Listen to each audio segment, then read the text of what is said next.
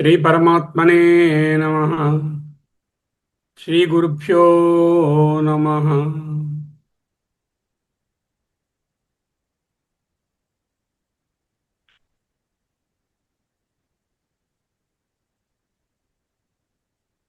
మంత్రపుష్పం. చాలామంది ఇంట్లో పూజలు వ్రతాలు చేసిన తరువాత చివరిలో పురోహితుడు గారు కొన్ని పుష్పాలను చేతిలో ఉంచి పట్టుకొని నిలబడండి, ఇప్పుడు మంత్రపుష్పం చదువుతాము, ఆ చదివిన తర్వాత ఈ పువ్వులు తీసుకెళ్లి దేవుడి మీద వేసి నమస్కరించుకొని ఒక పువ్వు తీసుకుని మీరు ధరించండి అంటూ చెప్తారు. అంతవరకే మనకు మంత్రపుష్పం తెలుసు. అంతకుమించి అందులో ఏముందో తెలియదు. కనుక ఇప్పుడు ఏం చెయ్యాలి? ఏది తెలియదు అని మొదలు పెట్టాలి. అంటే కంప్లీట్గా ఖాళీ చేసుకుని కూర్చోవాలి. కూర్చుంటే కొత్త విషయాలు అర్థమవుతాయి. ఓకే, ఎవరికైనా మంత్రపుష్పం చదవడం వచ్చినా?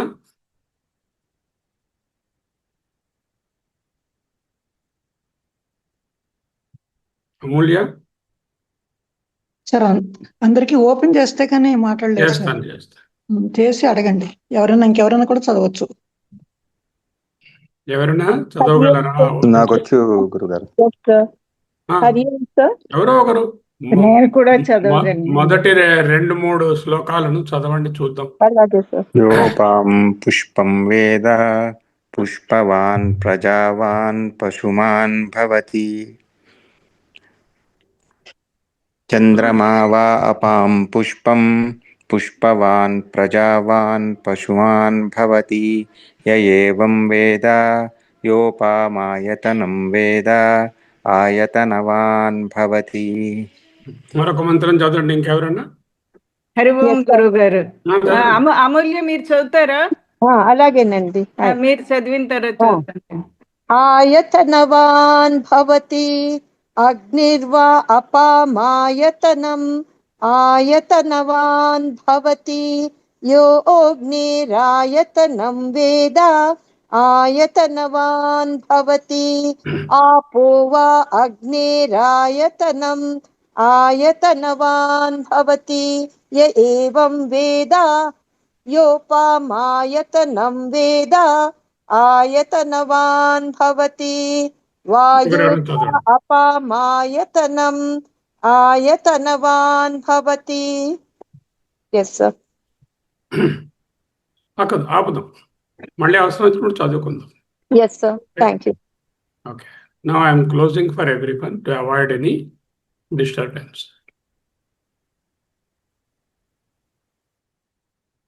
ఓకే, మొదటి 2 మంత్రాలలో మీరు గమనించి ఉంటారు. పుష్పం అని ఒక మాట, అపాం అని ఒక మాట, వేద అని ఒక పదము వచ్చినది. వేద అంటే ఏదో వేదం గేదం అనుకుంటారు మీరు. అపాం పుష్పం వేద అనే ప్రయోగము తైత్రేయ అరణ్యకంలో ఉన్నది. తైత్రేయ అరణ్యకము తెలియాలి మీకు. అరణ్యకం అంటే ఏమిటి? మొట్టమొదట సంహిత భాగము, వేదములలో కర్మకాండ, రిచువల్స్, మంత్రాలు, how and what, know how ఉంటుంది. రెండవది ఏమిటి? ఆరణ్యకము. ఆరణ్యకం అనేటటువంటిది అక్కడున్న మంత్రభాగాన్ని, ఆ కర్మభాగాన్ని విస్తరించి దాని ప్రయోజనాన్ని అన్నీ బోధించేది. ఆ తరువాత ఉండేటటువంటిది ఉపనిషత్తు. సో కర్మభాగము, ఆరణ్యక భాగము, ఉపనిషత్ భాగం. ఈ ఆరణ్యకం అనేది ఒక కర్మభాగానికి, సంహితకు, ఇటు ఉపనిషత్తు వేదాంతానికి మధ్యలో ఒక వారధి. ఇక్కడ ఉన్నటువంటి జ్ఞానాన్ని ఈ కర్మల ద్వారా సాధించినటువంటిది అటుపక్క ఎలా వెళ్ళాలి, జ్ఞానాన్ని ఎలా పొందాలి అని సూచించే ఒక వారధి. అటువంటి బ్రిడ్జ్ మీద ఉన్నాం మనం ఇప్పుడు. అర్థమైందా? తైత్రేయ ఆరణ్యకము, దానిని ఆధారంగా ప్రసిద్ధి చెందినటువంటి అపాం పుష్పం మంత్రాలలో వస్తుంది. ఈ ప్రయోగాన్ని వేదాంత దృష్టితో అర్థం చేసుకోవాలి. ముందు నిరుక్తి తెలియాలి, వ్యుత్పత్తి అర్థం తెలియాలి, తర్వాత లక్ష్యార్థం తెలియాలి, తరువాత వేదాంతార్థం గ్రహించాలి. ఆపహ, ఆప్, అప్, అప్ అన్న ఆపహ, అప్ అనే పదము సంస్కృతంలో నిత్య బహువచనాంత స్త్రీలింగ పదము. ఏమిట పదము? నిత్య బహువచనము, ఆల్వేజ్ ఇట్ ఇస్ ప్లూరల్, స్త్రీలింగ ఫెమినైన్ జెండర్ పదము ఆపహ. దీని అర్థము నీరు అంటే తెలుగులో నీరన్న, సంస్కృతంలో వాటర్స్ అనే ప్లూరల్లోనే మనం అర్థం చేసుకోవాలి. ఈ బహువచనంలోనే ప్రయోగించబడుతుంది. దీని యొక్క విభక్తి రూపాలు తెలియాలి మీకు. ఈ శ్లోకం తెలియాలంటే ప్రథమా విభక్తి ఆపహ, ద్వితీయ విభక్తి ఆపహ, తృతీయ విభక్తి అద్భిః అంటే నీళ్ల చేత, చతుర్థి విభక్తి అద్భ్యః నీళ్ల కొరకు, పంచమి అద్భ్యః అది కూడా నీళ్ల వలన, నీళ్ల కంటే అని అర్థం. షష్ఠి అపాం నీళ్ల యొక్క, ఇక్కడ వచ్చింది అపాం పుష్పం వేద. అపాం అంటే నీళ్ల యొక్క, నీటి యొక్క ప్లూరల్ అది కూడా. సప్తమి విభక్తి అప్సు, యో అప్సు నామం ప్రతిష్ఠితాం వేద. అప్సు అని వస్తుంది లాస్ట్లో. అప్సు అంటే నీటి యందు. అపహ కావాలి మనకి, అపాం కావాలి, అప్సు కావాలి. సంబోధన ప్రథమ విభక్తి హే ఆపహ. ఇవి విభక్తులు. విభక్తి జ్ఞానం లేనిదే ఏ సంస్కృత శ్లోకము పట్టుబడదు. అపాం అంటే ఆపహ అనే పదానికి షష్ఠీ బహువచనము జలముల యొక్క, నీటి యొక్క. ఇంకొక ముఖ్యమైన పదం ఏమిటి? పుష్పం అంటే వికసించినది అని అర్థం మీకు. అంటే ఫలం పుట్టించేటటువంటి పూర్వస్థితిని పుష్పం అంటున్నారు. సారం, శోభ, వికాసం అని అర్థం. పుష్పానికి వేరే అర్థాలు ఏమిటి? వికసించినది, ఫలాన్ని కలిగింపజేసేది. పుష్పం పండు అవుతుంది కదా, కాయ అవుతుంది కదా, కాయ పండు అవుతుంది కదా. అంటే చెట్టు యొక్క మనుగడకు ముఖ్యమైనది ఏమిటి? పుష్పం అయి ఉంటుంది. పూర్వస్థితి, ఫలాన్ని పుట్టించే పూర్వస్థితి. సారభూతం అనే అర్థము. పుష్పం అనగా శోభ, వికాసం ఇస్తుంది, కాంతిని ఇస్తుంది, ఒక అట్రాక్షన్ ఇస్తుంది పుష్పం అనేటటువంటిది. ధాతువు ఎక్కడి నుంచి వచ్చింది? ఇది పుష్ అనే ధాతువు నుంచి వచ్చింది. పుష్ అంటే పోషణే, వృద్ధౌ పెంచుట, పోషించుట, వికసింపచేయుట. కాబట్టి పుష్పం అంటే ఏమిటి? కేవలం ఒక ఫ్లవర్ అని ఇంగ్లీష్ వాళ్ళు చెప్పినట్టుగా కాదు కదా. మన సంస్కృతంలో ప్రతిదానికి నిరుక్తార్థం ఉన్నది. పోషణ వలన ఉద్భవించినటువంటి శ్రేష్టమైన వికాసము, సారము, ఉత్కృష్ట వ్యక్తీకరణ అనే అర్థం. అందుకే వాడుకలో 3 పువ్వులు 6 కాయలు కావాలిరా నీ సంసారం అంటారంటే ఏమిటి? 3 పువ్వులు ఎక్కడైనా 6 కాయలు అవుతాయా?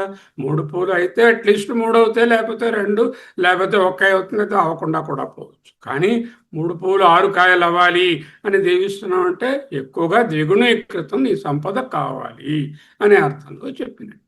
అందువలన అపాం పుష్పం అనే పదబంధమునకు ప్రత్యక్షార్థం ఏమిటి?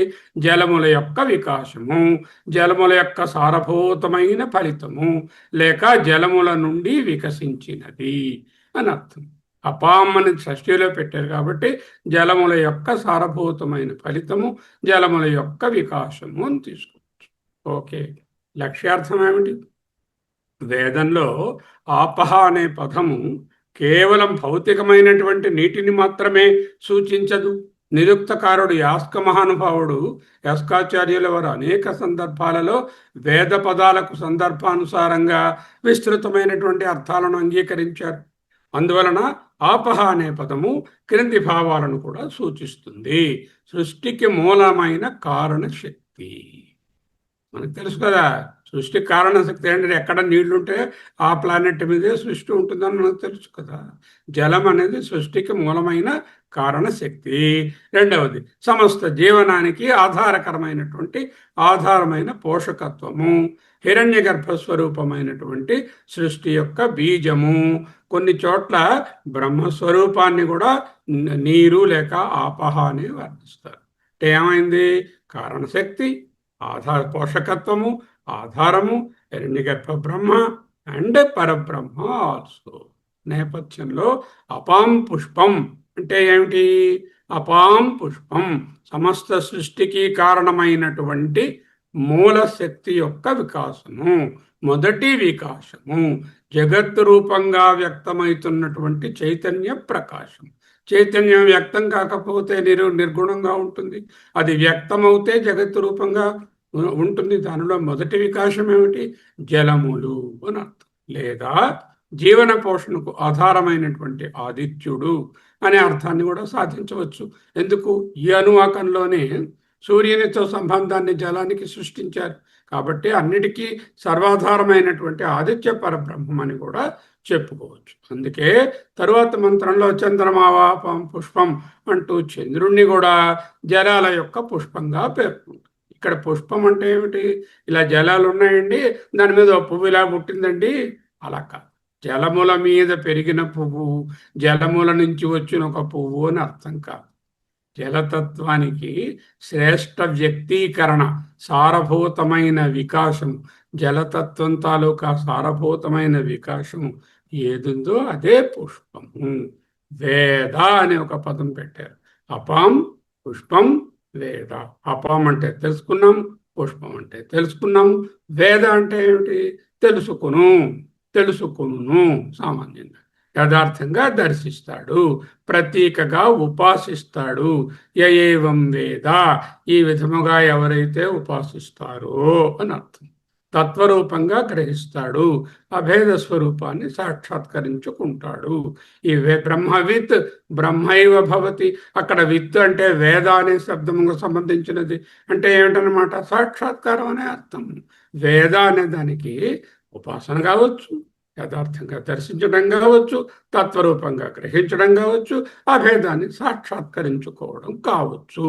అక్కడ తీసుకున్న అర్థాన్ని బట్టి ఆ వేద అనే పదానికి అర్థం వస్తుంది. అపాం పుష్పం వేద అంటే జలతత్వానికి ఆధారమైనటువంటి మూల వికాసం ఏదో సృష్టి యొక్క సారభూతమైనటువంటి కారణాన్ని యథార్థంగా తెలిసినవాడు. అపాం పుష్పం వేద. స్థూలంగా ఏమిటి? అపాం నీటి యొక్క, పుష్పం పవిత్రతను వికాసాన్ని ఎవరైతే వేద తెలుసుకుని నీటిని వేస్ట్ చేయకుండా కన్జర్వ్ చేస్తూ వాటర్ కన్జర్వేషన్ అంటూ ఇంకొంచెం విస్తారంగా లౌకికంగా చూడాలంటే జలం అంటే సకల పంచభూతాలండి. ఏ కాలుష్యాన్ని కలిగించకుండా వాతావరణ కాలుష్యాన్ని, వాయువుని అన్నిటినీ కూడా జాగ్రత్తగా ప్రొటెక్ట్ చేసుకోవడం అనే అర్థం కూడా ఉన్నది. అదేమి సామాన్యమైన అర్థం కాదు, అది చాలా ఇంపార్టెంట్ అయిన అర్థమే. అంటే నీరే నీకు వికాసాన్ని ఇస్తుంది, నీటి నుంచే నీ వికాసం పుడుతుంది, నీటి నుంచే నీ యొక్క ఔన్నత్యం నిలబడి ఉంది. నీటిని జాగ్రత్తగా తెలుసుకో, అటువంటి నీటిని జాగ్రత్తగా వాడుకో. ఒక్కొక్క డ్రాపు ఒక్కొక్క అమృత బిందువు. అమృతము అంటే ఏమిటి? చావు లేకుండా చేసేది. ఏది చావు లేకుండా చేస్తుంది మీకు? నీళ్లు మానేసి చూడండి, చూద్దాం. ఓ రోజు అన్నం మానేసి 15 రోజులు ఉండొచ్చు, నీళ్లు మానేసి ఒక్కరోజు ఉండలేము. Because we have a water deprivation test, WDT. ఆ water deprivation test 24 hours water ఇవ్వకుండా టెస్ట్ చేయాలి. ఏం చేయాలి? We have to admit him and observe him every 1 hour. If there is a deterioration, we stop the test. Because water deprivation for 1 hour can be fatal. So that is the importance of water. Okay, ఇదంతా లౌకికమైన medical దృష్టిలో ఉంచండి. లక్ష్యార్థం చెప్పేసుకున్నాం కదా. అపాం పుష్పం వేద అంటే నీటి యొక్క వికాసాన్ని యథార్థంగా దర్శిస్తూ, ప్రతీకగా ఉపాసిస్తూ, తత్వరూపంగా గ్రహిస్తూ, నీరు పరమాత్మ కంటే వేరు కాదని అభేదాన్ని సాక్షాత్కరించుకుంటాడు. లౌకికంగా నీటిని అతి ముఖ్యమైనటువంటి ఒక రిసోర్స్గా వాడుకుంటాడు అని అర్థం. ఓకే, వేదాంత దృష్టి. అద్వైత వేదాంతంలో ఆపహ అనే పదాన్ని కేవలం స్థూల జలంగా తీసుకోకూడదు. 1 minute. అద్వైత వేదాంతంలో ఆపహ అనే పదాన్ని కేవలం స్థూలమైనటువంటి జలంగా తీసుకోకూడదు. జగత్తులో కనిపించే నామరూప ప్రపంచము ఒక వికాసము, పుష్పము మాత్రమే. జగత్తులో నామరూప ప్రపంచం కనిపిస్తుంది. దాని యొక్క వికాసము పుష్పము, దానికి ఆధారం ఏమిటి? కారణం బ్రహ్మే. అపాం పుష్పం వేద అనే వాక్యం యొక్క పరమార్థము విశ్వం అనేటటువంటి పుష్పించిన ఈ ఫ్లవరీగా రోజీగా కనబడుతున్నటువంటి ఈ వికాసాన్ని చూసి దీనికి ఏది ఆధారమై ఉంటుందప్ప? ఇంత చక్కగా ఉన్నదే ఈ ఈ కొండలు, ఈ తోటలు, ఈ గాలి, ఈ వెలుతురు, ఈ ప్రకృతి, ఈ జంతుజాతి ఎంత అందంగా ఉన్నాయే, భలే భలే అందాలు సృష్టించావు అంటూ ఆ సృష్టించినది ఎవరు అనే దాని గురించి ఆ కారణ బ్రహ్మం కోసం ఎంక్వైరీ చేయడమే అపాం పుష్పం. లేదా పుష్పం అంటే పువ్వు వద్ద ఆగిపోకుండా ఆ పుష్పానికి ఆధారమైనటువంటి తత్వాన్ని తెలుసుకోవడం వేదాంతి స్టూడెంట్ యొక్క లక్ష్యం. పుష్పం కార్యాన్ని సూచిస్తే ఆధారమైనటువంటి అపహ కారణాన్ని సూచిస్తుంది. పుష్పం అనేది మేనిఫెస్టెడ్ వికాసమైన వికసించిన ఎఫెక్ట్. దానికి కారణం ఏమిటి? ఆపహ అంటే అండర్లయింగ్ ప్రిన్సిపల్ హిరణ్యగర్భ బ్రహ్మ. ఆ కారణానికి అంతిమాధారం ఏదై ఉంటుంది? ఈ వికసించినట్టు సృష్టికి, ఆ సృష్టికి మూలభూతమైన ఈశ్వరునకు, హిరణ్య గర్భ బ్రహ్మకు అంతిమాధారం ఏదై ఉంటుంది? బ్రహ్మమే. అందువలన ఈ మంత్రము బాహ్య జలస్తుతి మాత్రమే కాక, బాహ్య జలస్థుతి ఎలాగనో ఉంది, చెప్పానుగా, జలమును వేస్ట్ చేయకూడదు.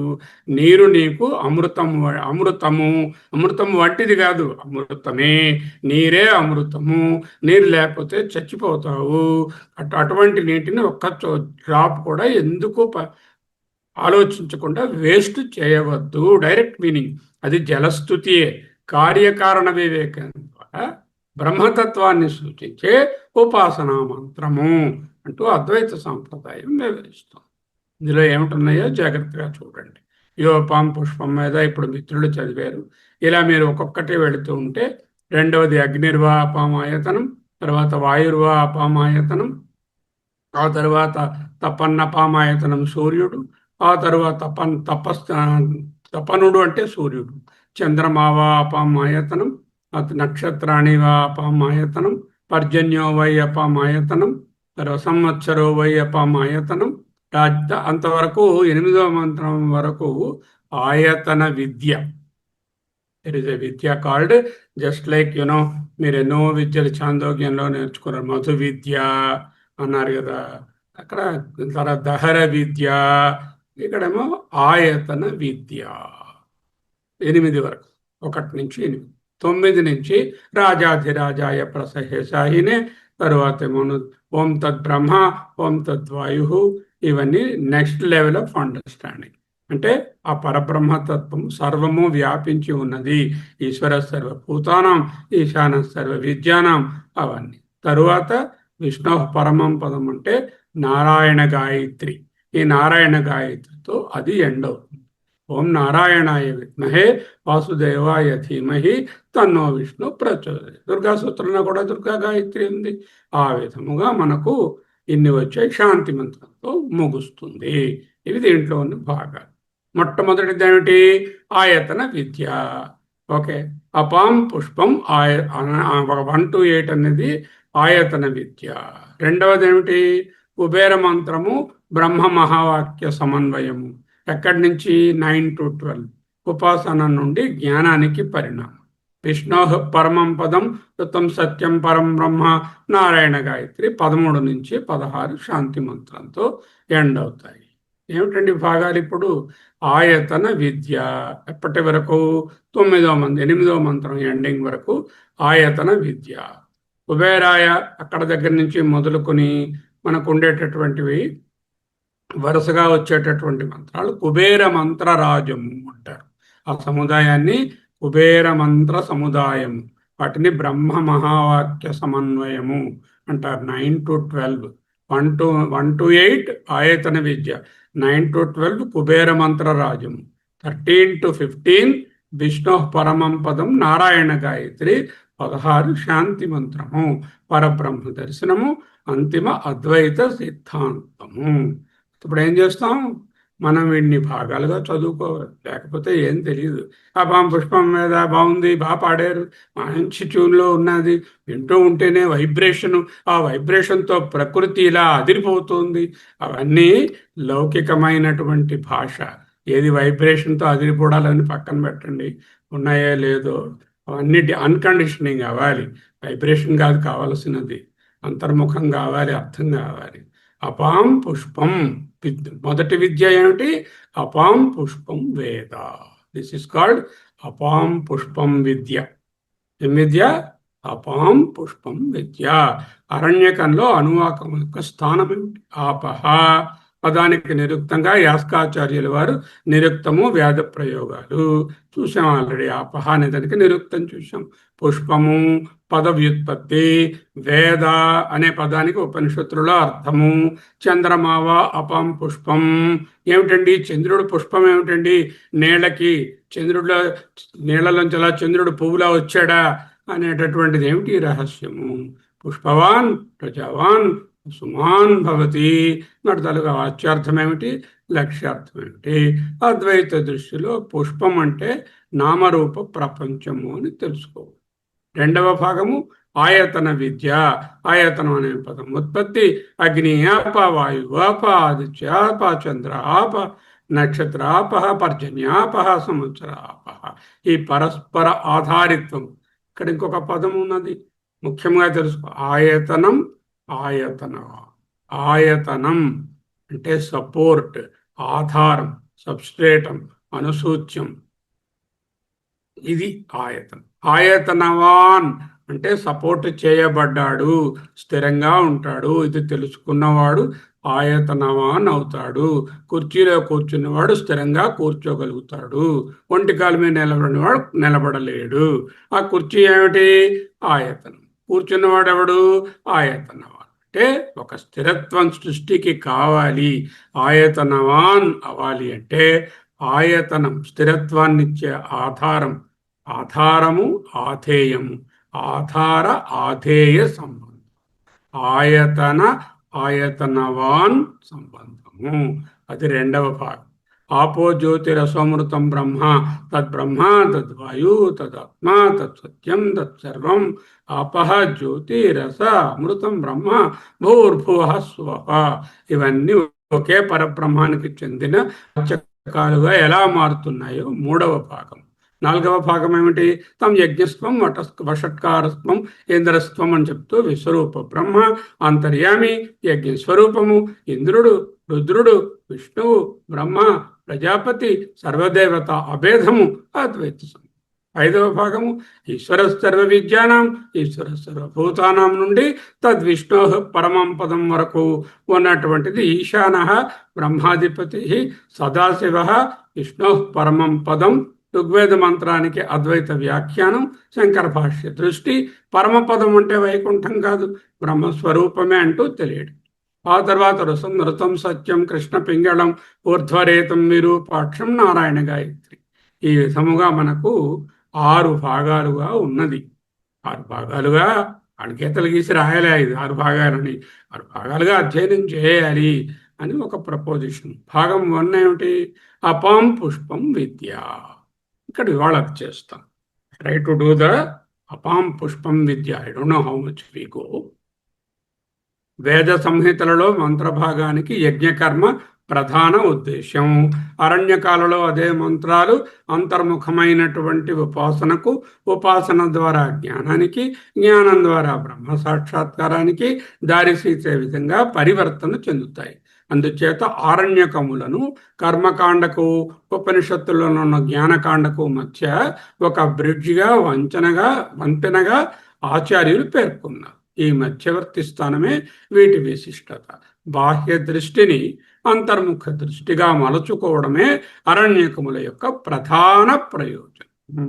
ఈ సందర్భంలో అపాం పుష్పం అంటే తైత్రీయ అరణ్యకములోని అనువాకము అత్యంత గంభీరమైనది. అనువాకమనగా సబ్ చాప్టర్. అరణ్యకంలో ఎన్నో అనువాకాలు ఉంటాయి, అంటే ఎన్నో సబ్ చాప్టర్స్ ఉంటాయి. ఒక్కొక్క చాప్టర్ సబ్ చాప్టర్ని అనువాకము అని అంటాం. చాలామంది అపాం పుష్పం అంటే సంపద, సంతానం, పశు సంపద అన్నిటినీ ప్రసాదిస్తుంది. గట్టిగా చదువు. ఈ మంత్రపుష్పం చదివితే నీకు ఈ లౌకికమైన సంపదలు, పుష్పవాన్ ప్రజావాన్ పశుమాన్ భవతి అని గట్టిగా నొక్కి చెప్పారు అంటూ పఠిస్తారు. అది వాక్యార్థంలో అత్యంత సత్యమే, కాదనడం లేదు. కానీ అంతరార్థం అంతటితో ముగియదు. ఈ అనువాకమంతా ఒకే తాత్పర్యం నిరంతరంగా అనుసూత్యంగా ప్రవహిస్తుంది. ఏమిటది? జగత్తులోని ప్రతి వస్తువు మరొక దానిపై ఆధారపడియే ఉన్నది. పరస్పర ఆధారితమైన ఈ కార్యప్రపంచానికి స్వతంత్ర సత్తా లేదు. చివరకు అన్నిటికీ ఆధారము ఒక్కటే, నిర్గుణ పరబ్రహ్మ.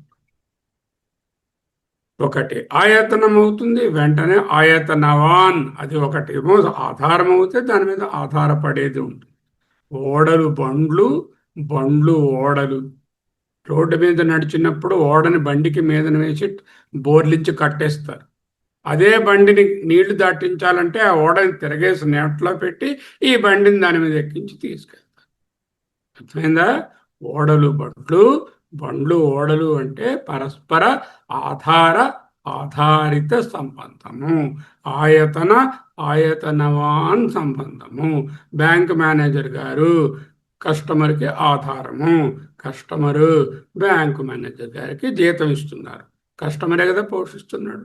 డాక్టర్ గారు పేషెంట్కి ఆధారము. పేషెంట్ డబ్బిచ్చి ఆయన పోషిస్తున్నాడుగా. అంటే ఈయన ఆధారము, డాక్టర్ గారు ఆధేయం. అలాగా ఇంటర్ డిపెండెన్స్ అనేది అవాయిడ్ చేయలేము.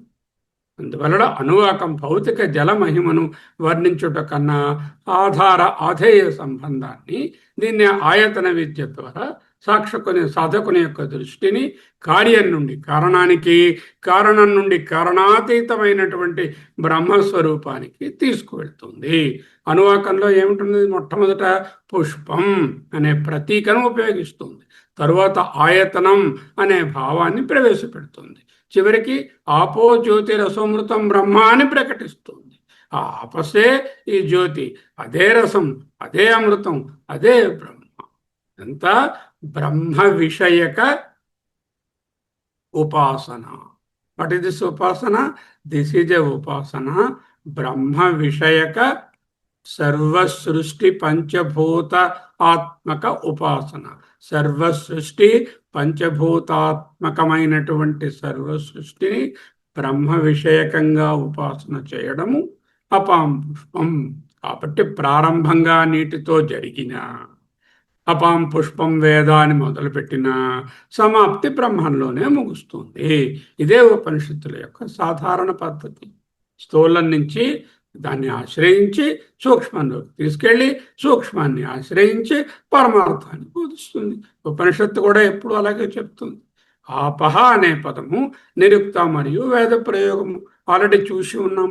దీనికి నీరు అని అర్థము సరి అయినదే, కానీ వేదంలో ఏ పదానికి ఒకే అర్థం ఉండదు. సందర్భానుసారం దాని యొక్క తాత్పర్యం విస్తరిస్తుంది. వ్యాకరణ పరంగా అప్ అనే నిత్య బహువచన స్త్రీలింగ శబ్దము నుండి అపాం అనే షష్ఠీ బహువచన రూపము ఏర్పడింది. అపాం పుష్పం అంటే జలముల యొక్క సారము, జలముల యొక్క వికాసము, జలముల యొక్క పుష్పం. వేద దృష్టిలో ఆపహ అనే పదము అనేక స్థాయిలలో, మొదటిది భౌతిక జలము, జీవులకు ఆధారము, శరీర పోషణకు కారణము, విత్తనాలను మొలకించేది, భూమిని సస్యశ్యామలం చేసేది. రెండవ స్థాయిలో ఆపహ అంటే ప్రకృతి యొక్క జీవన శక్తి, జీవాన్ని పోషించే సామర్థ్యము. అందుకే ఋగ్వేదము జలాన్ని ఏం చెప్పింది? జలమయో భువః. ఋగ్వేదంలో జలమయహో, మయము అంటే అంతటా ఉండడం, స్వర్ణమయము. ఆ రాజుగారి కిరీటము స్వర్ణమయము. రాజుగారు ఎందుకు? వెంకటేశ్వరుని కిరీటము స్వర్ణమయము అంటే ఏమిటి? Completely composed of gold. అలాగే భువః భూమి, ఈ సృష్టి భువ అంటే భూమి ఒకటే కాదు, ఈ సృష్టి అంతా కూడా జలమయము. మయట్ శబ్దం ఏం చెప్తుందంటే అది వ్యాపించినటువంటిది ఏదీ లేదు అని చెప్పినప్పుడు జలమయము. సకల జీవరాశి చైతన్యమయము అని చెప్పినట్టుగా జలమయో భువా సంపూర్ణ ఆనందాన్ని జీవాన్ని ప్రసాదించేది. మొదటి స్థాయి ఏమిటి? 3 స్థాయిలు. మొదటి స్థాయిలో భౌతికమైనటువంటి వాటర్, జలం. ఇందులో కనిపిస్తుంది గ్లాసులో. ఇది ఆపహ. ఓకే, ఇమీడియట్ యూజ్ ఏమిటి? దాని యొక్క దాహాన్ని తీర్చి మనల్ని పోషిస్తుంది. జీవులకు ఆధారము, శరీర పోషణకు కారణము, విత్తనాలను మొలకించేది, భూమిని సస్యశ్యామలం చేసేది నీరే. ఈ పాయింట్లో మీ అందరికీ చెప్పే ఇంపార్టెంట్ అంటే minimum of 2.5 liters of water everyone must drink for better health and longevity also. 2.5 liters, unless you have some specific problems, either cardiac problem, kidney problem, liver problem, ఇలాంటివేవో ఉంటే తప్ప సాధారణమైన వ్యక్తి ఏ విధమైన అనుమానము లేకుండా రోజుకి 2.5 లీటర్ల మినిమం నీరు త్రాగవలెను. ఎక్కువసార్లు యూరిన్ వస్తుందంటే రానివ్వండి, అదే పర్పస్. ఎక్కువసార్లు ఫ్లష్ అయిపోతాయి వేస్ట్ అంతా, అందుకని మర్చిపోకండి. ఆ విధంగా ఈ జలం అనేటటువంటిది అమృతం. రెండవది ఆపహ అంటే ప్రకృతి యొక్క జీవన శక్తి, జీవాన్ని పోషించే సామర్థ్యం. ఋగ్వేదం అనే జలాన్ని జలమయోపహ అని సంబోధించింది. ఇది ఆనందాన్ని, జీవనాన్ని.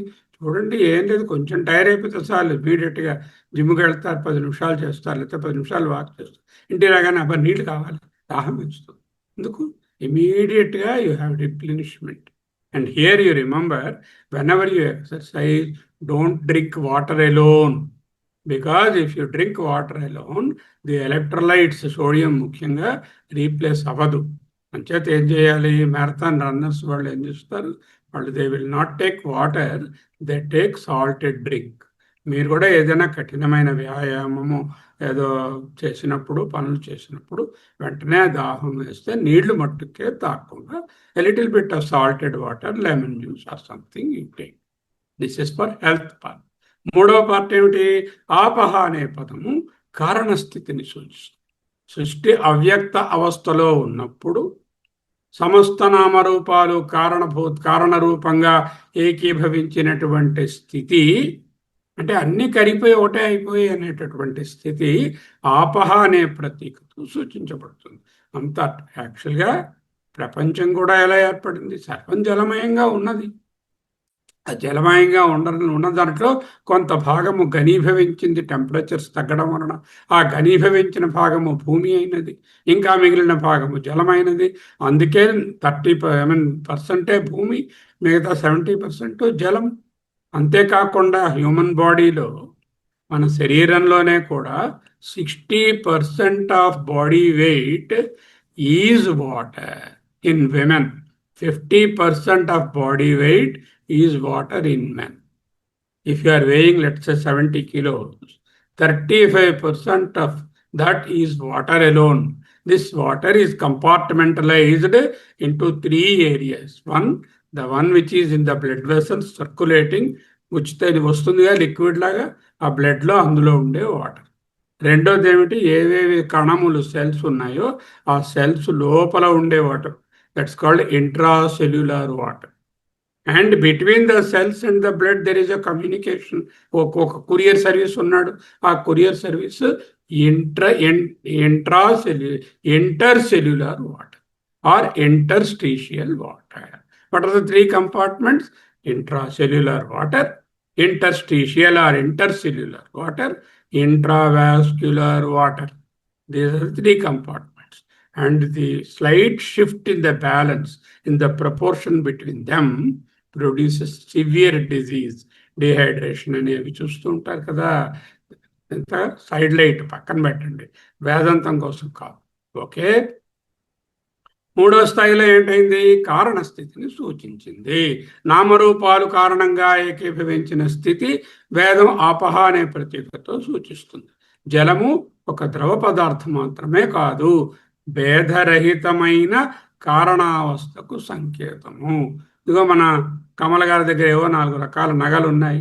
బట్ లిక్విఫై చేసామనుకోండి అప్పుడు భేదాలు ఉండవు కదా. అంటే భేదరహితంగా రావాలంటే ద్రవంగా మార్చితే అవి భేదరహితంగా ఉంటుంది అని చెప్పినట్లుగా కారణావస్థ వస్తుంది. ఇంకా 4వ స్థాయి ఏమిటి? ఆపహ అనేది బ్రహ్మవాచకంగా ప్రయోగించబడుతుంది. దీనిని యథాశక్తి సందర్భాన్ని బట్టి గ్రహించాలి. నాకేమో నీళ్లు కావాలి, దాహం వేస్తుందంటే బ్రహ్మం తాగమని అర్థం కాదు కదా. అప్పుడు ఒక గ్లాసులో నీళ్లు తీసుకొచ్చి ఇవ్వాలని అర్థం కదా. చేత 4 స్థాయిల అర్థాలని అవసరాన్ని బట్టి యథాశక్తి అంటే యథా సందర్భము గ్రహించాలి. సందర్భోచిత అర్థాన్ని. ఒకే పదము వేర్వేరు స్థాయిలలో వేర్వేరు అర్థాలను వహించగలదనేటటువంటిది ఈ మహావేద భాష సంస్కృతం యొక్క ప్రత్యేకత. ఏమిటండి 4 స్థాయిలు? ఒకటి, మొదటి స్థాయి భౌతికమైన జలము నాకు పోషణ ఇస్తున్నది. 2వ స్థాయి ప్రకృతి మొత్తానికి జీవన శక్తి. 3వ స్థాయి కారణస్థితి హిరణ్యగర్భ బ్రహ్మ అనుకోండి. 4వది నిర్గుణ బ్రహ్మ. ఓకే. అందువలన ఈ అనువాకంలో ఆపహ అనే పదం వినబడగానే కేవలం నదులు, సముద్రాలు, వర్షాలు మాత్రమే గుర్తుకు వస్తే శృతి ఉద్దేశించిన అంతరార్థం మీకు ఇంకా అందలేదు అని అర్థం. అర్థమైందా? ఆపహ అంటే నీరు అనే అర్థం. నీరు అనగానే గోదావరి నది, సముద్రంలో నీరు, వర్షం నీరు, మన ఇంట్లో ఉన్నటువంటి నీరు, ఫ్రిడ్జ్లో ఉన్న బాటిల్లో నీరు మాత్రమే జ్ఞాపకం వస్తే శృతి ఉద్దేశించిన అంతరార్థాన్ని మీరు పట్టుకోలేదు. పుష్పం, నెక్స్ట్ పదం ఏమిటి?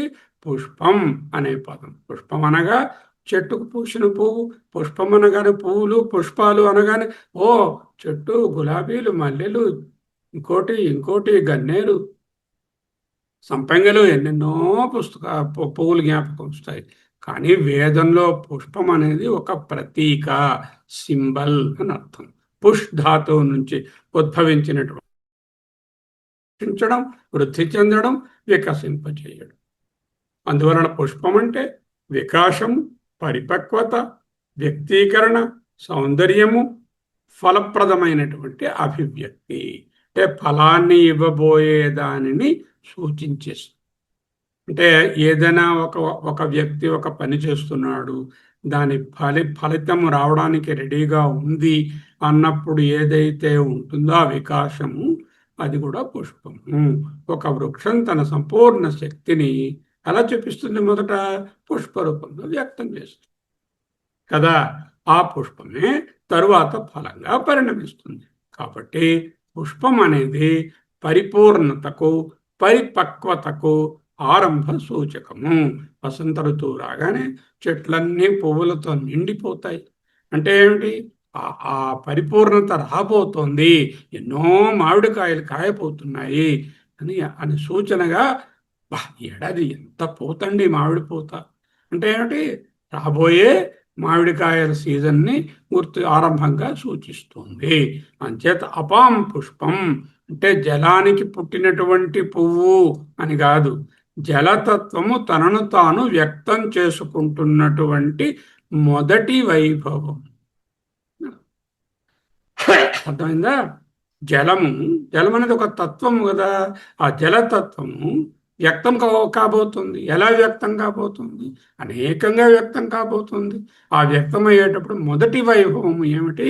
పుష్పరూపంగా ప్రత్యేకంగా చూసుకోవాలి.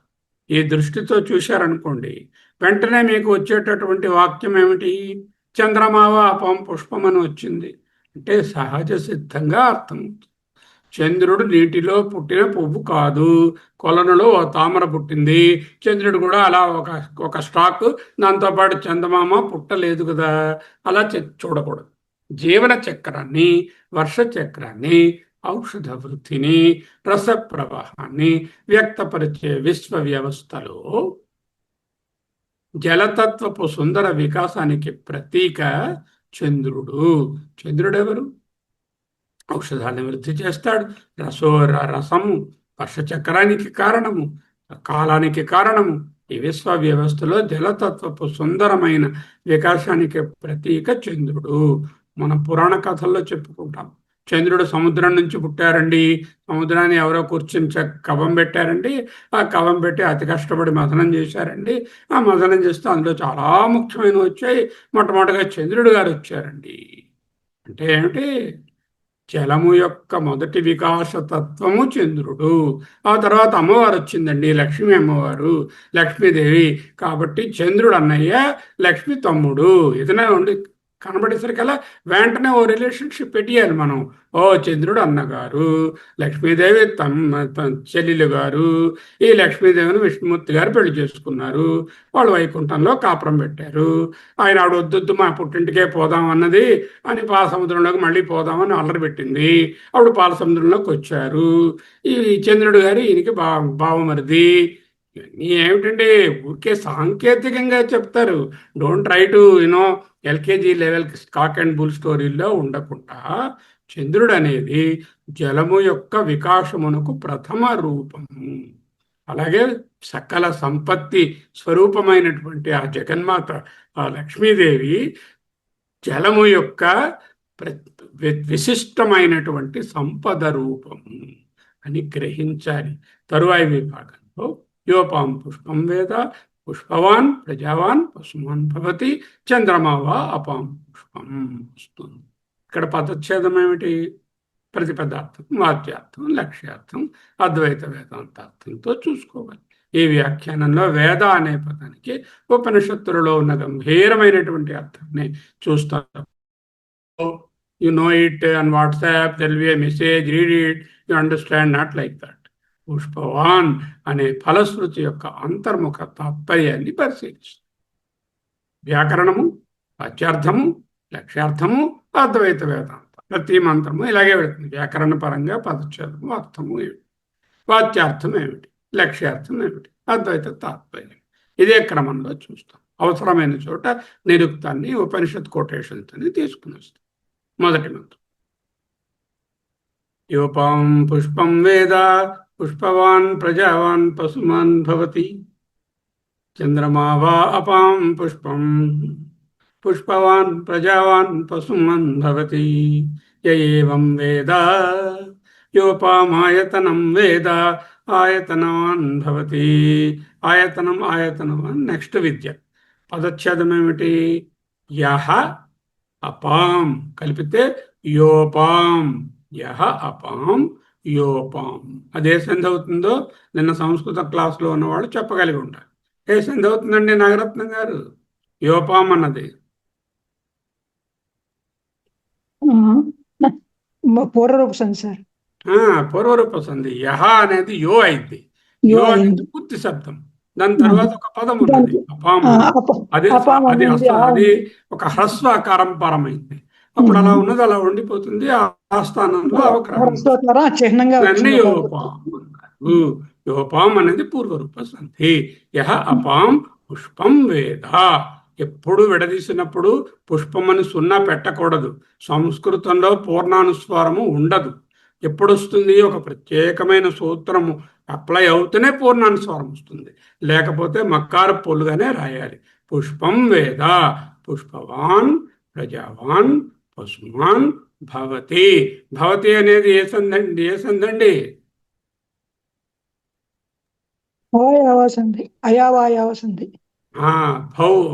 భూ అనే ధాతువు నుంచి వచ్చింది. అతి భో అతి భవతి తెలుసుకున్నాం కదా నిన్న.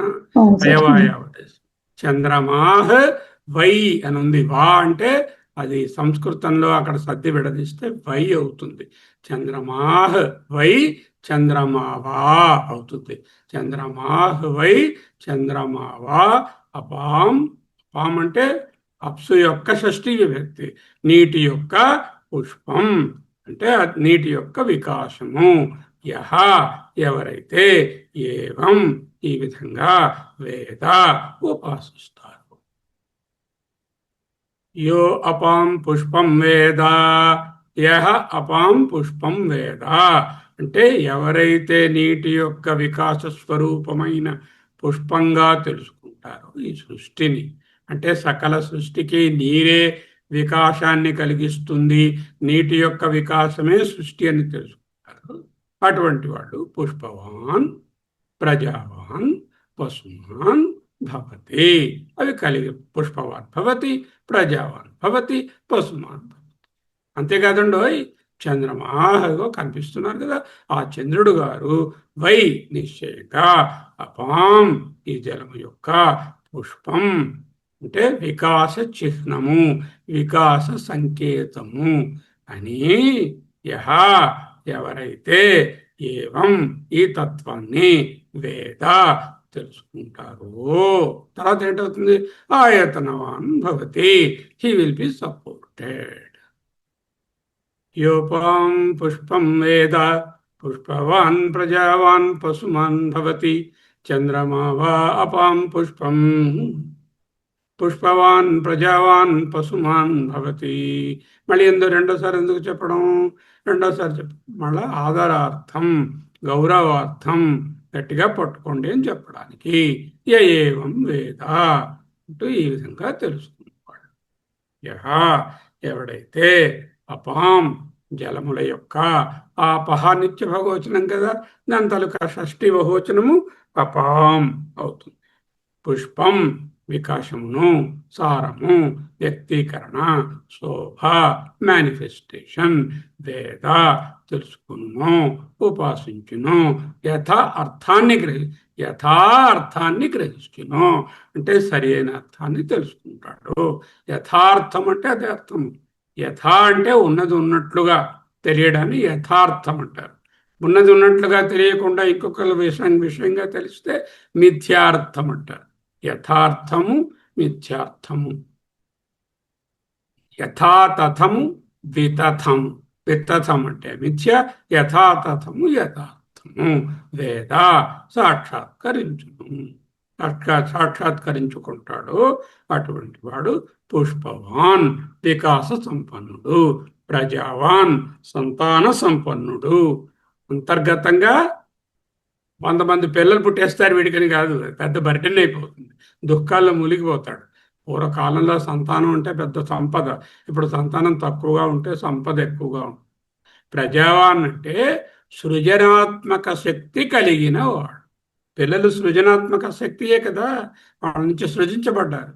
అంటే అంతర్గతంగా సృజనాత్మక శక్తి, క్రియేటివిటీ ఉన్నవాడు. పశుమాన్ అంటే పూర్వం రోజుల్లో పశు సంపదలే సంపద, సొమ్ములు అనేవారు వాటిని. పశు సంపద కలవాడు. వేదంలో పశుమాన్ అంటే, పశువు అంటే ఏమిటి, పాశము చేత బంధించబడేది పశువు. ఇంద్రియ గోచరమైనటువంటి జగత్తు, జీవ సముదాయము, జీవనోపాధులు ఇవేనను బంధిస్తున్నాయి. ఈ జగత్తు, ఈ జీవ సముదాయము, జీవనోపాధులు ఇవన్నీ పశువులు. అవన్నీ నాకు బంధనలుగా ఉన్నాయి. ఇంత పశుమాన్ అంటే పశువంతుడు అంటే బంధనములు, బంధువులు కలిగిన వాడు. బంధువులు అంటే ఏంటంటే బంధాన్ని కలిగించేవాడు బంధువులు. ఇవన్నీ బంధువులే. ఏమిటి బంధువులు? ఇల్లు బంధువు, భార్య బంధువు, ఇంకో బంధువు మరొకటి. ఈ విధంగా జీవనోపాధులని.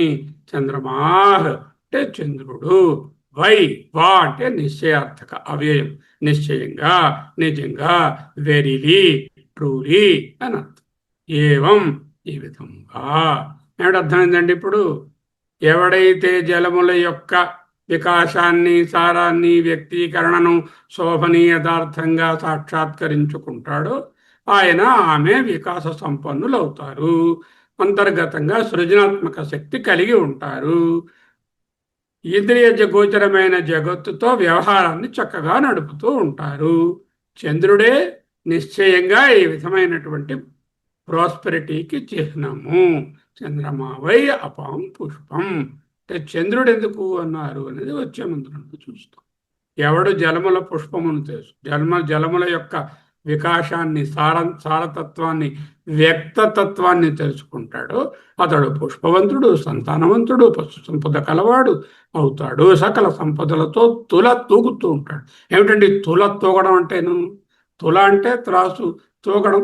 బట్ ఇటుపక్క ఏదైనా వేస్తే అది లేటర్ అయిపోతుంది. వీడి సంపదే చాలా బరువుగా ఉంటుంది. తుల తూగడం అంటే వీడికి ఏదంతో కూడా సరిపడకుండా సంపదలు ఎక్కువగా ఉండడాన్ని తుల తూగడం అంటారు. దాన్ని చూడండి, కృష్ణ తులాభారం అంటూ ఒకటి వేశారు కదా, అది తుల తూగడం అంటే అదే. మరి చంద్రుడే జలముల పుష్పము. ఈ విధముగా తెలుసుకునేవాడు పుష్పవంతుడు, వెరీ ఫ్లవరీ, వెరీ ప్రాస్పరస్, ప్రజావంతుడు, very good progeny, not many, very good progeny, పశుమాన్, సంపదలు, తరువాత ఐహికమైనటువంటి సకల జగత్తులోని అనుభవాలను పొందుతాడు. ఇది ఏ అర్థం అండి? వాచ్యార్థము. వాచ్యార్థంతో ఎటువంటి కష్టత లేదు. వెంటనే కమల గారికి ఒక ప్రశ్న వచ్చింది. ఏమిటా ప్రశ్న? జలములకు పుష్పం ఎలా ఉంటుందండి? చెట్లకు కదా పుష్పం చూశాము, లతలకు పుష్పం ఉంటుంది, జలానికి పుష్పం ఏమిటండి? అందులో చంద్రుణ్ణి తీసుకొచ్చి పుష్పం అని చెప్పారేంటండి? చంద్రమా వై అని నిశ్చయంగా ఎందుకు చెప్పారు? ఆ వైకి WHY వై ఏమిటి కారణం అండి అంటున్నారు. ఇక్కడే వేదం ప్రతీక భాషలో ప్రవేశిస్తుంది. పుష్పం ఎందుకు? ప్రకృతిని గమనిస్తే ప్రతి వృక్షము తన అంతరంగము యొక్క శక్తిని ఎలా వ్యక్తం చేస్తుంది? పుష్పంలో వ్యక్తం చేస్తుంది. చూడండి, 2 చెట్లు ఉన్నాయి. ఓ చెట్టు ఉయ్యలే పాపం, ఇంకొక చెట్టు బాగా పుష్పించింది. అందరూ గొడ్డు చెట్లే ఉంది, ఇది చూడు ఎంత బాగా పూసింది. అంటే ఆ పువ్వులు అంతరంగ శక్తిని, ఆ వికాసాన్ని, వికాసం అంటే అది అర్థము వికసించుట, వికాసం. పువ్వు వికసించడాన్ని వికాసము, అలాగే సృష్టి వికసించడము వికాసము, అంతరంగ శక్తి వికసించుట వికాసం. అదే పుష్పము. పుష్పం కనబడగానే వృక్షం తన పరిపక్వతను I'm powerful, I'm going to give the next state called the fruit. అంటే ప్రతి వాళ్ళకి కావాల్సిందంటే ఫలము, ఫలము, ఫలం. ఫలం ఆశించే కదా ప్రతిదీ చేస్తున్నారు. అందుకే ఫలము అంటే పుష్పము దాని యొక్క ముందు దశ, ఫలము యొక్క ముందు దశ పుష్పం, తరువాత ఫలం వస్తుంది. అందువలన పుష్పం అనేది కారణశక్తి యొక్క మొదట స్పష్టీకరమైన వ్యక్తీకరణ. కారణశక్తి ఉన్నది, దాని నుంచి కార్యము రాబోతుంది. మామిడి చెట్టులో పెద్ద రసాలు, చిన్న రసాలు, బంగనపల్లి వంటి ప్రత్యేకమైనటువంటి రుచికరమైన మామిడి పండ్లను అందించే శక్తి చాలా నిద్రాణంగా ఆ చెట్టులో బలంగా ఉంది. దానికి మొట్టమొదటి స్పష్టీకరణ ఏమిటి? దాని యొక్క బాగా విరబోయడం, బాగా విరగపోయడం. అటువంటి పువ్వులు పండ్లు అవుతాయి. ఇదే వేదం ఇదే భావాన్ని విశ్వస్థాయికి తీసుకెళ్తుంది. జలం జీవనాధారం. జలం వల్ల విత్తనం మొలుస్తుంది, జలం వల్ల ఔషధాలు పెరుగుతాయి. ఔషధం అంటే మందులని కాదు. ఔషధం అంటే చెట్లు, చేమలు. ఔషధ అర్థము చెట్లు, చేమలు. కొన్ని చెట్లు, చేమలను, పసరులను, ఆకులను మందులుగా ఉపయోగిస్తారు కాబట్టి వాటిని ఔషధం అనే పేరు అక్కడి నుంచి తీసుకొచ్చారు. ఔషధం అంటే ఏమిటి? ఔషధం అంటే హెర్బల్ మెడిసిన్ అని అర్థం. అక్కడ మామూలుగా ఔషధం అంటే మీరు తోటకూర తింటున్నారు, అది ఔషధమే. గోంగూర పచ్చడి తింటున్నారు, అది ఔషధియే. ఓషధులనగా చెట్లు, చేమలు. జలం వలన అన్నం పుడుతుంది, అన్నం వలన శరీరం నిలుస్తుంది. ఇట్లా ఏదైనా సందేహం ఉంటే ఓ 2 రోజులు అన్నం మానేసి చూడండి, తెలుస్తుంది. శరీరం వలన ధర్మం, అర్థం, కామం, మోక్షం అనే పురుషార్థం కూడా శరీరం ఉంటేనే. దేహో దేవాలయ ప్రోక్త జీవో దేవ సనాతన చేత్ అజ్ఞాన నైర్మాల్యం సోహంభావేన పూజయేత్. ఈ శరీరం ఉంటేనే కదా ఇదం శరీరం ధర్మ సాధనం కలు, ఇదం శరీరం కలు ధర్మ సాధనం. మోక్ష పురుషార్థం, ధర్మము, అర్థం, కామము అన్నీ కూడా ఈ శరీరం నుంచే ఉత్పత్తి అవుతాయి. శరీరమే వాటికి ఉపయోగం. అందువలన సకల జీవ వ్యవస్థకు మూలాధారమైనటువంటి జలతత్వము తన సంపూర్ణ వైభవాన్ని ఎక్కడ వ్యక్తం చేస్తుందో దానినే పుష్పం అన్నారు. చంద్రుడే ఎందుకండి పుష్పం? నా పేరు చెప్పేయచ్చు కదా, నాగరవిశంకర్ అని. అపాం పుష్పం వేద ఎందుకన్నారు? నాగరవిశంకర్ పుష్పం వేద, అపాం పుష్పం నాగరవిశంకర్ వేద అని ఎందుకు చెప్పలేదు? ఇది కేవలం కవిత్వం కాదు. వేదం దృష్టిలో చంద్రుడు రసస్వరూపుడు. రసమనగా బ్రహ్మ, రసో వైశ్వ. ఆయనే సకల చెట్లు చేమల వృత్తికి కారణము. గామా విశ్యచ భూతాని ధారయామ్యహమోజస పోష్ణామి చౌషధీం సర్వా సోమో భూత్వా రసాత్మకః. నేనే చంద్రుని రూపంలో ఉండి ఔషధీం చెట్లు చేమలను పుష్ణామి పోషిస్తున్నాను, వాటిని ఫ్లవరీగా చేస్తున్నాను. పుష్ధత్వే పుష్ణామి అక్కడ కూడా. I'm Chandra is the flower in the form, I'm in the form of the flower Chandra. I'm doing all this. గమావిశ్య చ భూతాని ధారయామి అహం ఓజస పూష్ణామి చ ఔషధీ సర్వ సోమో భూత్వా. సోము అంటే మళ్ళీ అక్కడే ఆ చంద్రుడు అని అర్థం. సస్య సంపదకు పోషకుడు, సముద్ర తరంగాలకు నియంత్రకుడు, కాలచక్రానికి సూచకుడు, యజ్ఞకాల నిర్ణయానికి చంద్రమానం ప్రకారంగానే యజ్ఞాని కాల నిర్ణయం చేస్తారు. మనస్సుకు అధిదేవత. ఇన్ని లక్షణాలను చంద్రుడిని జలము యొక్క ఒక రూప ప్రతీక పుష్పము అని చెప్పడంలో ఏం తప్పు ఉంది? ఏమి ఆశ్చర్యం ఉన్నది? అంటే ఇది కవిత్వం కోసం చందమామ పేరు చెప్పారండి. చందమామ అంటే అందాల చందమామ అనేటటువంటి అర్థం ఒకటి ఉండగా, ఆ అందాల చందమామ వెనుకనున్నటువంటి వేద రహస్యము ఔషధాల వృద్ధి, సస్య సంపద, తరంగాల నియంత, కాలచక్ర సూచకుడు, యజ్ఞకాల నిర్ణేత, మనస్సుకి అధిదేవ. అందువలన జలతత్వము తన పోషణ శక్తిని, తన జీవదాయకత్వాన్ని, తన రసస్వరూపాన్ని చంద్రునిలో వ్యక్తం చేసుకుంటుంది అంటూ శృతి చెప్పకనే చెప్తుంది. ఇది శాస్త్రీయ వాక్యం మాత్రమే కాదు, ఉపాసనా దృష్టి. వేదం ఇక్కడ ఎస్ట్రానమీ, ఎస్ట్రాలజీ బోధించటంలా, ఖగోళ శాస్త్రం ట్యూషన్ కాదు ఇక్కడ మనకి. అయితే ఉపాసనా దృష్టితో చూడండి. సమస్త ప్రకృతిలోని పరస్పర ఆధారతత్వాన్ని ఆధారితత్వాన్ని ధ్యానింపజేస్తుంది. వేద అనే పదము ఒక గంభీరమైనటువంటి పదం, అత్యంత ముఖ్యమైన పదం. వేద సాధారణంగా తెలుసుకున్న తల్లి అని అనువదిస్తాం. కానీ ఉపనిషత్తులలో వేద అంటే పుస్తక జ్ఞానం కాదు. ఎందుకంటే బ్రహ్మైవ బ్రహ్మవిత్ అని చెప్పినప్పుడు ఆ విత్, వేదా శబ్దం యొక్క విత్ శబ్దము బ్రహ్మాన్ని గురించి థియరీ చదువుకున్నాడు, పిహెచ్డి పుచ్చుకున్నాడు, డాక్టర్ అని ప్రతిసారి మీటింగుల్లో పెట్టుకుంటున్నాడు అని కాదు అర్థము. బ్రహ్మస్వరూపాన్ని తన స్వరూపంగా గ్రహించినవాడు అని అర్థం. అలాగే ఇక్కడ కూడా అపాం పుష్పం అంటే జలములను చూశాడు, చంద్రుణ్ణి చూశాడు అని కాదు. విశ్వంలో ప్రత్యక్షమయ్యే ప్రతి వ్యక్తీకరణ వెనుక ఒకే జీవన శక్తి పనిచేస్తున్నదని దర్శించినవాడు విషనరీ అని అర్థం. బాహ్య వస్తువుల జ్ఞానం కాదు, ఆధేయ సంబంధ దర్శనం. లోతుగా చెప్పాలంటే ప్రతి కార్యంలోని కారణాన్ని దర్శించడం. ఇదే ఉపనిషత్ దృష్టి. సర్వం కల్పితం బ్రహ్మ అంటే ఏమిటి? కార్యరూపమైన ఈ ప్రపంచం అంతటిలో కార్యరూపమునకు వెనుకనున్నటువంటి కారణతత్వమైన ఈశ్వరుని సర్వములో దర్శించి ఆ ఈశ్వరునికి కూడా కారణమైనటువంటి కార్యకారణ విలక్షణ నిర్గుణతత్వము ఆ ఈశ్వర రూపంలో దర్శనమిస్తుంది కదా. ఈశ్వరుని నేను ధ్యానిస్తున్నాను అంటే కాశీ విశ్వేశ్వరుని వరకు పోనక్కరలేదు. మీ ఎదురుగా ఉన్న ఏ చిన్న గడ్డి పరకను కూడా ధ్యానించినా అదే అర్థం వస్తుంది. ఇదే ఉపనిషత్తుల దృష్టి. పుష్పవాన్ ప్రజావాన్ పశుమాన్ భవతి. ఇది ప్రతి దాంట్లో వస్తుంది. దీని పేరేమిటి? ఫలశ్రుతి. ఇటువంటి వాడికి ఈ ఫలము కలుగును అని చెప్పడం. పుష్పవాన్ భవతి, ప్రజావాన్ భవతి, పశుమాన్ భవతి. ఎవరు? ఏవం వేద, ఎవరు ఈ విధంగా ఉపాసిస్తారో, ఎవరి విధంగా అంతరార్థం తెలుసుకొని జగత్ మొత్తంలో ఉన్నటువంటి ఆ బ్రహ్మతత్వమే తెలుసుకుంటారో అటువంటి వాళ్ళు అనే ఫలశ్రుతి చెప్తోంది మాటికి. చాలా మంది సందేహం అడుగుతారు. అర్జెంటుగా అమూల్యకు సందేహం వచ్చింది.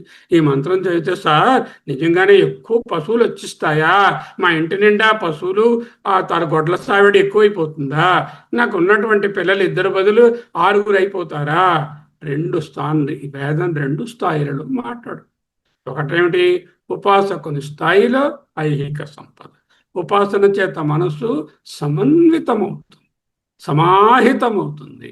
కంపోజ్డ్ అవుతుంది, చిత్తశుద్ధి కలుగుతుంది, ప్రకృతితో అనుసంధానం ఏర్పడుతుంది, ప్రకృతి తప్ప నేను వేరే లేరని తెలుస్తుంది, ధర్మబద్ధమైనటువంటి జీవితం బలపడుతుంది. దాని ఫలితంగా ఐశ్వర్యము, కుటుంబ సంపద, జీవన సమృద్ధి, ఐహిక సంపదలన్నీ కలుగుతాయి. పుష్పవాన్ ప్రజావాన్ పశుమాన్ భవతి. ఇది వాక్యార్థంలో, వ్యవహారార్థంలో, యుక్తి దర్శనంలో అర్థం. వేదాంత స్థాయిలో ఈ పదాలకు లోతైన అర్థం ఉంది. పుష్పవాన్ అంటే ఆత్మజ్ఞానానికి అవసరమైనటువంటి అంతఃకరణ వికాసం కలిగిన వాడు. పుష్పము అంటే వికాసం అని చెప్పుకున్నాం కదా. నీటి యొక్క వికాసానికి సంకేతము పుష్పము. పుష్పవాన్ అవుతాడు.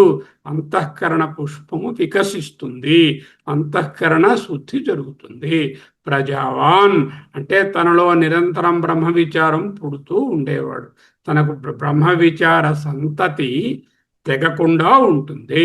ప్రజావాన్ అంటే 10 మంది పిల్లల యొక్క పాపలతో అంటే వాళ్ళ మనవలతో ఉంటాడు అనే లౌకికార్థాన్ని దాటి ప్రజ అనేది శారీరక సంతానం కాదు, జ్ఞాన ప్రవాహమే ప్రజావాన్ అనేది పశుమాన్. ఏమిటి? పశువు ఎందుకు విడయ్యాడు? ఇంద్రియాల అధీనంలో ఉన్నాడు. ఇంద్రియాల అధీనంలో ఉన్నంత వరకు వీడిని కట్టి పడేశారు. ఎవరు కట్టేశారు? ఇంద్రియాలు, ఇంద్రియ విషయాలు. అంటే పశుమాన్ అంటే ఇంద్రియాల అధీనంలో ఉన్నవాడల్లా ఇంద్రియాలను తన అధీనంలోకి తెచ్చుకున్నవాడు. పశు అనే పదానికి పాశంతో బంధింపబడినది, బద్ధమైనది అని అర్థం. అజ్ఞానంలో ఇంద్రియాలు మనల్ని బంధిస్తాయి. జ్ఞాని ఏం చేస్తాడు? అవే ఇంద్రియాలను ధర్మ సాధనకు ఉపకరణలు అవుతాయి. శంకరాచార్యుల వారికి కూడా ఇదే వాక్కు ఉన్నది. దాన్ని ఎందుకు ఉపయోగించారు? ధర్మ సాధనకు, ప్రపంచం తాలూకా ఉత్తేజపరిచి ప్రపంచాన్ని సరిగా నడిపించడానికి వాడుకున్నారు. కాబట్టి పశుమాన్ అంటే ఇంద్రియ సంపన్నుడు మాత్రమే కాదు, ఇంద్రియ నియంత్రణ సంపన్నుడు అనే. పశుమాన్ అంటే చక్కని ఇంద్రియ వ్యాపారాలు కలిగిన వాడై అన్నీ చక్కగా అర్థం చేసుకుంటూ కళ్ళు, చెవులు, మనస్సు బాగా పనిచేస్తున్నవాడు ఒక అర్థం. ఆ ఇంద్రియాలను కూడా శమధమాదులతో నియంత్రించగలిగినటువంటి సంపన్నత కలిగిన వాడు అనే అర్థం కూడా పశుమాన్లో చూడవచ్చు. పుష్పవాన్ ఆత్మజ్ఞానానికి అవసరమైన అంతఃకరణ వికాసం. ప్రజావాన్ అంటే బ్రహ్మజ్ఞానానికి సంబంధించిన దీర్ఘకాల నైరంత్రిక బ్రహ్మభావనా వృత్తి.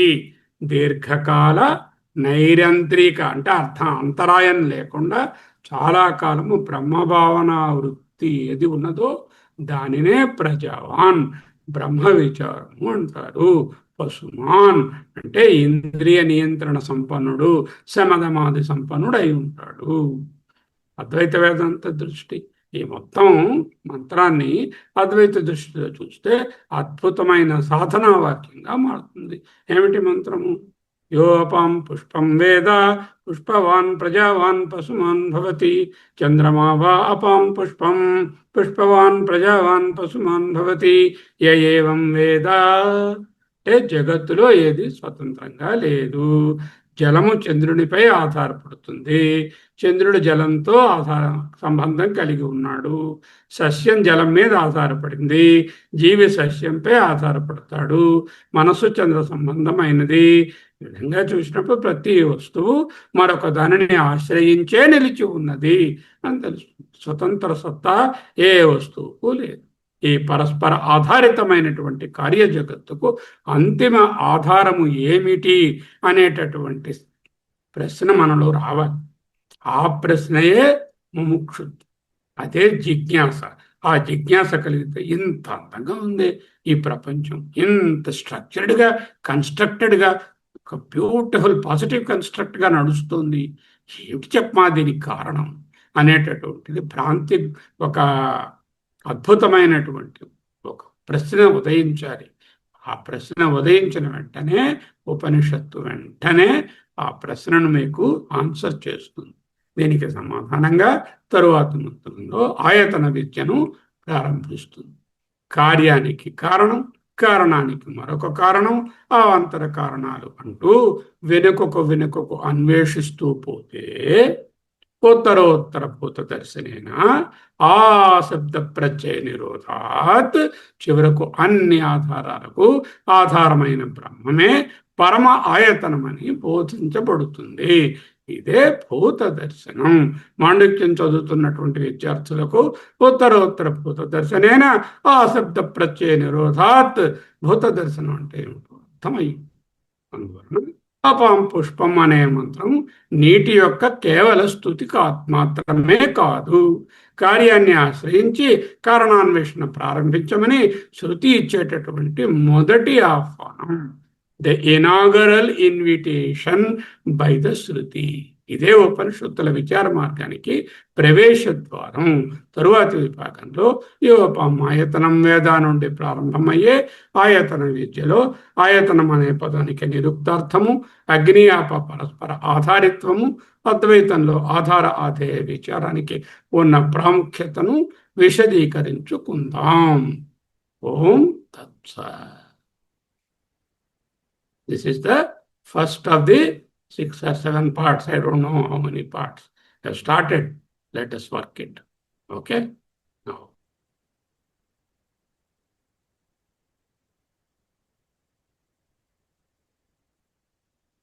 మంత్ర పుష్పం అద్వైత పరమార్థం. ఎందుకు? అన్నిట్లో అద్వైతమే చూడమని శంకర గురువులు బోధించారు. భాగం 1 బాహ్య ఆరాధన నుండి అంతర్గత జ్ఞానం యజ్ఞం వైపు ఒక చక్కటి ప్రయాణం. బాహ్య ఆరాధన పుష్పాలతో శివుని అర్చించడం, భౌతికమైన పుష్పాలను భగవంతునికి సమర్పించడం కర్మ ప్రధానమైన ఆచారబద్ధమైనటువంటి ప్రక్రియ. అర్పణ నుండి అంతర్ముఖ ప్రయాణం, అంతర్ముఖ ఆరాధన. మంత్రమే పుష్పము, జ్ఞానమే అర్పణ. మంత్ర పుష్పం అంటే ఏమిటి? మంత్రం అంటే ఏమిటి? మననాత్ రాయతే ఇది మంత్రం. అనేకంగా దానిని అలా చేసుకుంటుంటే నన్ను రక్షిస్తుంది. రక్షణ అంటే ఏంటి? ఇంట్లో దొంగలు పడకుండా చేస్తుంది, అది కాదు రక్షణ. రక్షణ అంటే నా స్వరూపాన్ని తెలియజేస్తుంది. ఆ పుష్పం అంటే ఆ జ్ఞానం. మంత్రమే పుష్పము, జ్ఞానం. అజ్ఞానాన్ని దహించి అద్వైత స్థితికి చేరే అంతర్గత జ్ఞానయజ్ఞమే మంత్రపుష్పం. ఎక్కడికి చేరాలో గమ్యం, ఎలా చేరాలో మార్గం స్పష్టంగా నిర్దేశించే వేదాంత మార్గదర్శి ఈ మంత్రపుష్పం. ఈ సోపానాలను ఎక్కితే, ఈ భాగాలను ఒకటి చదువుకుంటే మంత్రపుష్ప స్వరూపం తెలిస్తే గమ్యము మరియు సాధన తెలుస్తుంది. గమ్యం ఏమిటి? భగవంతుని విశ్వరూపము, సకల చరాచర సృష్టికి ఆధారమైన నారాయణ తత్వాన్ని చేరడం. ఉత్తరార్థము అంతర్గత ధ్యానము, యోగ సాధన, హృదయ కమనంలో బుద్ధి గుహలో దాగి ఉన్నటువంటి ఆత్మ చైతన్యాన్ని గ్రహించే విధానం. సో ఈ విధంగా వెళ్ళాలి. కర్మకాండ సంహితలు, బాహ్య దృష్టి, యజ్ఞాలు, కర్మలు, భౌతిక ఫలాలు, అరణ్యకాలు. మంత్రపుష్పం ఇక్కడే ఉన్నది. అంతర్ముఖ ఉపాసన, బాహ్య దృష్టిని అంతర్ముఖంగా మలచుకోవడము, జ్ఞానకాండ, ఉపనిషత్తులు, కార్యకారణ వివేకము, ఆ తర్వాత కారణాతీత బ్రహ్మ సాక్షాత్కారం. నిరుక్తపరమైనటువంటి అర్థము. ఆప్ అనేదానికి వేదంలో ఏ పదానికి ఒకే అర్థం ఉండదు, పరిమితంగా ఉండదు. జలాలు భౌతికమైనవే కాక సమస్త జీవనానికి, పోషణకు, సృష్టికి ఆధారమైన మాతృకగా స్త్రీలింగ బహువచన రూపంగా బహుళత్వానికి అనంతమైనది కాబట్టి బహువచనం వాడారు. స్త్రీలింగం అనేది ముఖ్యంగా ఎందుకు స్త్రీలింగ శబ్దంగా వాడారు అంటే, స్త్రీలింగం అనేది ప్రాస్పెరిటీకి సూచన. స్త్రీ నుంచే సకల జగత్తే ఉత్పత్తి అవుతుంది. అంచేత స్త్రీలింగ బహువచనము బహుళత్వానికి, అనంతత్వానికి సూచన, ప్రతీకగా వాడబడ్డాయి. షష్ఠీ విభక్తి. అపాం జలముల యొక్క అని అర్థం. ఉపరితలంగా ఏం చేస్తున్నాం? ఫిజికల్ వాటర్, నదులు, వర్షాలు జీవులన్నిటికీ ఆధారం, దాహాన్ని తీరుస్తుంది, శరీర పోషణకు కారణము. ఇది మొదటి స్థాయి. లోతుగా చూస్తే జీవన శక్తి, ప్రకృతి యొక్క పోషకత్వము, విత్తనాన్ని మొలకెత్తించే జీవనాధార శక్తి, సకాలమును చక్కగా ఉపశమింపజేసే వర్షాధార శక్తి, ఇవన్నీ లైఫ్ ఫోర్స్. మరింత లోతుకెడితే హిరణ్యగర్భ బ్రహ్మస్వరూపము, సృష్టి అవ్యక్తావస్థలో ఉన్నప్పుడు నామరూప కారణ రూపంగా ఏకీభవించినటువంటి ద్రవస్థితి, the liquid state, there is no differentiation. మళ్ళీ వేరువేరుగా ఏర్పడితే ఆభరణాలు అవుతాయి, కరిగిస్తే అంతా ద్రవంగా ఉంటుంది. అది హిరణ్యగర్భ కాజల్ స్టేట్. అట్టడుగు అల్టిమేట్ రియాలిటీ, అంతిమ భేదరహిత ఆధారమైనటువంటి కార్యకారణ విలక్షణ పరమార్థ తత్వం. ఓకే. వికాసం పుష్పం ఫలానికి పరిపూర్ణతకు ఆరంభ సూచకం. వృక్షం తన సంపూర్ణ శక్తిని మొదట పుష్పరూపంలో వ్యక్తం చేస్తుంది. పుష్ అంటే పోషణే, వృద్ధౌ పెంచుట, పోషించుట, వికసింపచేయుట అని అర్థము. అపాం పుష్పం అంటే ఏమిటి? జలానికి పుట్టినటువంటి పువ్వని కాదు, జలతత్వం తనను తాను వ్యక్తం చేసుకుంటున్న మొదటి వికాసము, మొదటి వైభవము, సారభూతమైన సృష్టి వికాసము. మంత్రం యోపం పుష్పం వేద యోహ తర్వాత విసర్గ ఉండకూడదు. యోపం పుష్పం వేద పుష్పవాన్ ప్రజావాన్ పశుమాన్ భవతి చంద్రమా వా అపాం పుష్పం పుష్పవాన్ ప్రజావాన్ పశుమాన్ భవతి. విసర్గ స్థానంలో అవగ్రహం ఉండాలి.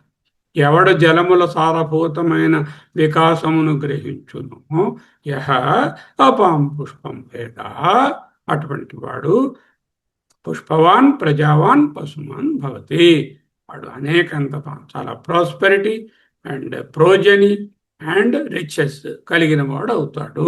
చంద్రమావా అపాం పుష్పం, నిశ్చయముగా చంద్రుడే జలముల యొక్క వికాసము అని తెలుసుకున్నవాడు మళ్ళీ పుష్పవాన్ ప్రజావాన్ పశుమాన్ భవతి, ఉత్కృష్టమైనటువంటి ఫలితాలను పొందుతాడు.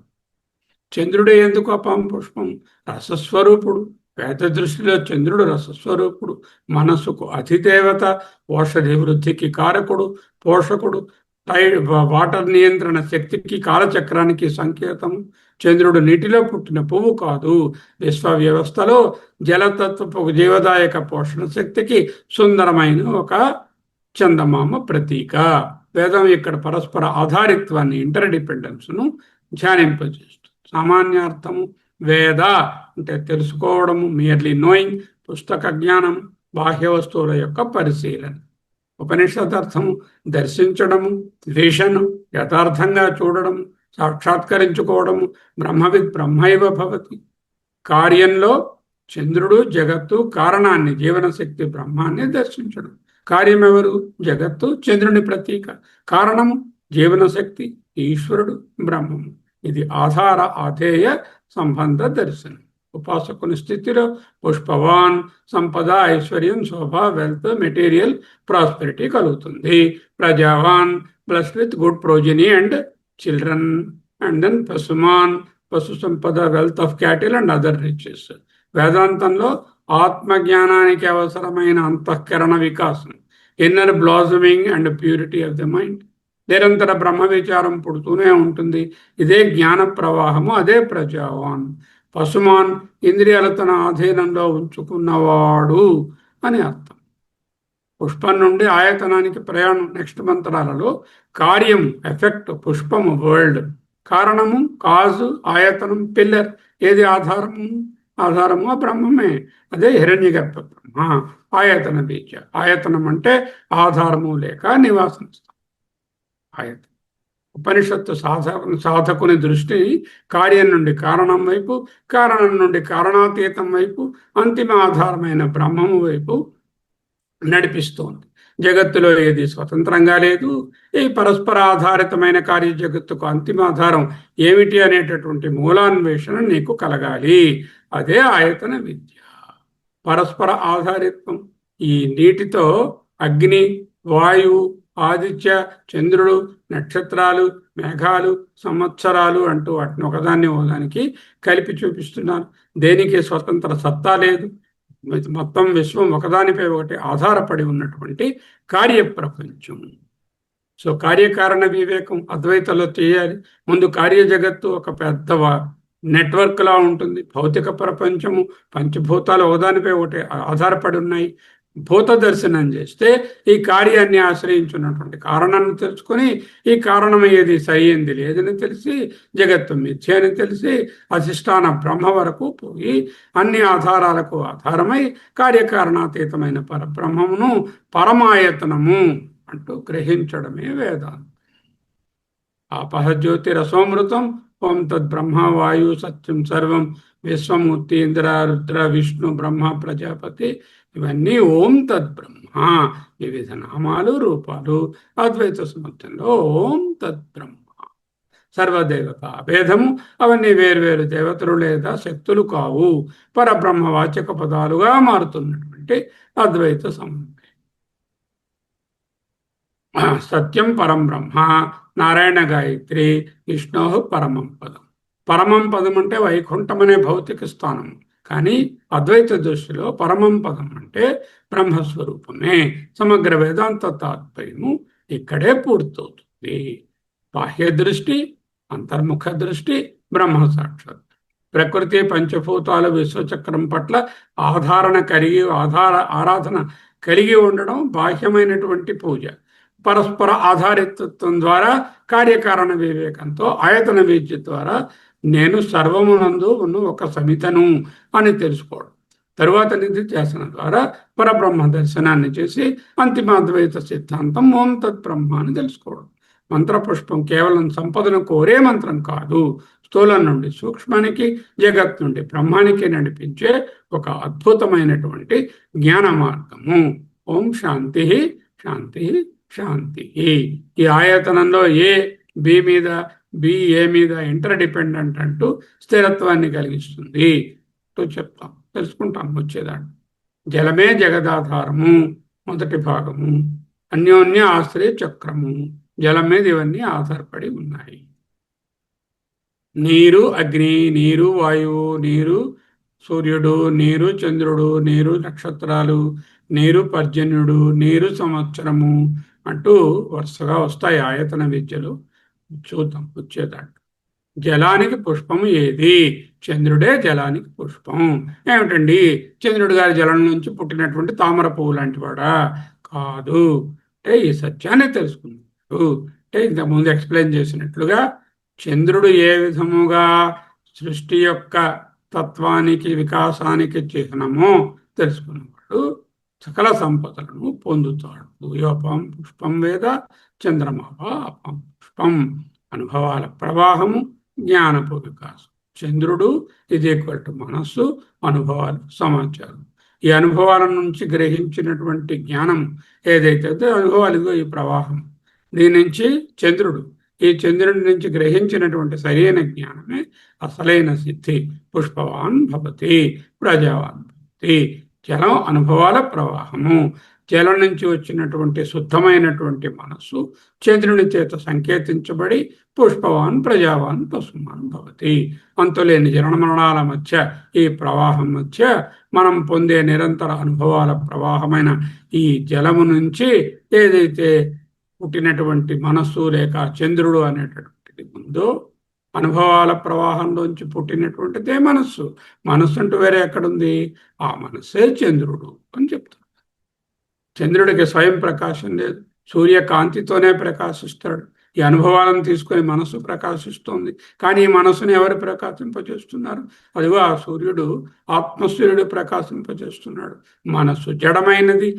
అనుభవాలను తెలుసుకునేటటువంటి ఒక అంతఃకరణం, దానికి చైతన్యము ఉంటేనే అది చేతనగా మారుతుంది. అదే వేదాంత శాస్త్రం. ఇంకా వచ్చే భాగంలో మిగతా విషయాలను చూద్దాం. ఎవరికైనా సందేహాలు ఉంటే అడగవచ్చును.